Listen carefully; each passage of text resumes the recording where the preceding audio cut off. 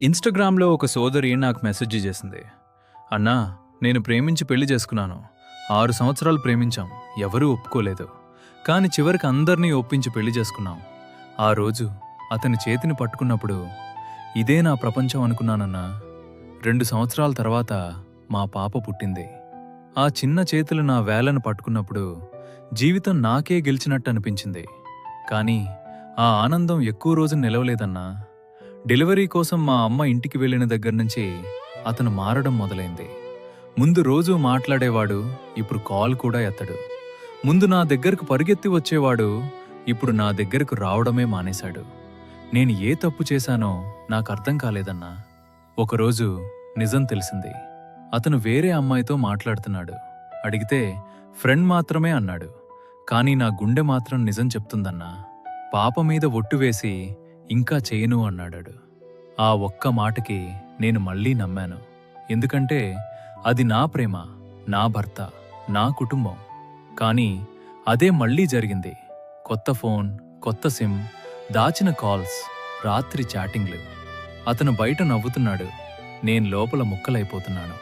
ఒక అమ్మాయి తన భర్తను వదిలి నా జీవితంలోకి రావడానికి సిద్ధమైందన్నా. ఇంత జరుగుతున్నా నా అత్తమామలు కూడా ఏడుస్తున్నారు. బాబూ, ఇలా చెయ్యొద్దు. నీ భార్య, నీ పాప గురించి ఆలోచించు అని చేతులు జోడించి అడుగుతున్నారు.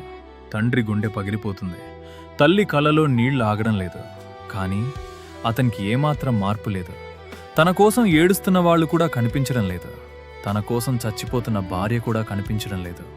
ఇప్పుడేంటి తెలుసా అన్నా, అతనికి జాబ్ కూడా లేదు. అయినా గర్వం మాత్రం ఆకాశంలో ఉంది. నేను మాత్రం నా పాప కోసం జాబ్ చేస్తూ అత్తమామల దగ్గరే ఉంటూ ఈ నరకాన్ని భరించుకుంటున్నాను. పగలు పని, రాత్రి కన్నీళ్లు, పాపని కౌగిలించుకుని ఏడ్చే రాత్రులు, నాన్న ఎక్కడా అని అడిగే రోజులు. ఆ ప్రశ్నకి సమాధానం చెప్పలేక లోపల చచ్చిపోతున్నాను అన్నా. చచ్చిపోవాలని అనిపించిన రోజులు చాలా ఉన్నాయి. కానీ నా పాప కోసం నా శ్వాసను బలవంతంగా పట్టుకుని బతుకుతున్నాను. ఇంత ప్రేమించి పెళ్లి చేసుకున్న నేను ఇప్పుడు అతనికి విలువలేని మనిషి అయ్యాను. అతను బయట ప్రపంచానికి న్యాయం చెప్పేవాడు, కానీ తన భార్యకి మాత్రం న్యాయం చేయలేనివాడు. ఇప్పుడు విను, నేనేం చెప్తున్నది గట్టిగా గుర్తుపెట్టుకో. ఏయ్, ఒక అమ్మాయి తన ఇంటిని వదిలి తన జీవితాన్ని నీ చేతుల్లో పెట్టింది. నువ్వేమి చేశావు? ఆమె కన్నీళ్ల మీద నీ ఆనందం కట్టుకున్నావు. ఆమె నమ్మకాన్ని చంపేశావు. నీకోసం నీ తల్లిదండ్రులు ఏడుస్తున్నారు. నీ భార్య చచ్చిపోతుంది. నీ పాప తండ్రి ప్రేమ కోసం ఎదురు చూస్తుంది. ఇంకా నీకు మనసు కదలటం లేదా?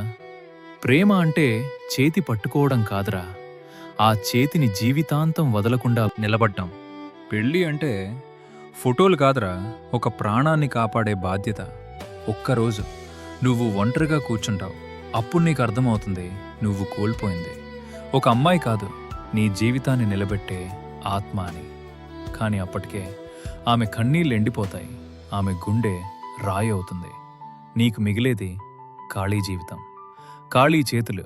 అప్పుడు ఏడ్చినా నీ కన్నీళ్లు ఎవ్వరూ తుడవరు. ఇలాంటి మనుషులకు ఏ శిక్ష సరిపోతుంది? ఈ సోదరి ఇంకా ఎంతవరకు సహించాలి?